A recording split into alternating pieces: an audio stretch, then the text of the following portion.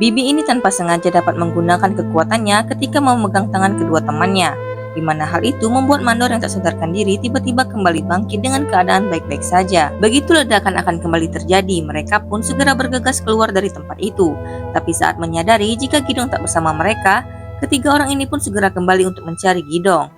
Sementara itu, Gidong yang terjebak tiba-tiba mendapatkan sebuah penglihatan kilas balik tentang si pemilik matanya.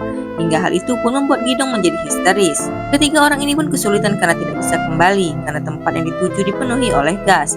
Tapi saat itu juga Jisung yang kembali pun memutuskan untuk masuk mencari dan menolong Gidong yang terjebak. Begitu menemukan Gidong, melihat keadaan Gidong yang hampir kehabisan nafas, Jisung pun tanpa diduga memberinya nafas buatan. Hingga akhirnya mereka berlima pun selamat dari kecelakaan pabrik itu. Begitu juga dengan para pekerja pabrik. Keesokan harinya, mandor ini tidak sengaja bisa berada satu lift dengan pemilik pabriknya, di mana pemilik pabriknya merupakan pria tua yang juga seorang manusia super. Saat pria tua itu melihat tato sang mandor, dia pun berbalik dan mengajaknya berjabat tangan untuk memastikan kembali.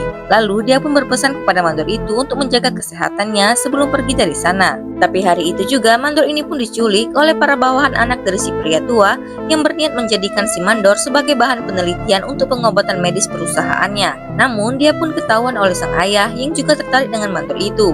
Lalu sang ayah pun mencoba untuk menyerap energi sang mandor, namun hal itu tidak berhasil sama sekali. Sampai akhirnya dia pun memutuskan untuk memindahkan organ yang didonasikan kepada sang mandor ke dalam tubuhnya. Kemudian setelah itu, Jisung pun menjadi korban penculikan, begitu juga dengan Gidong serta Bibi penjual minuman.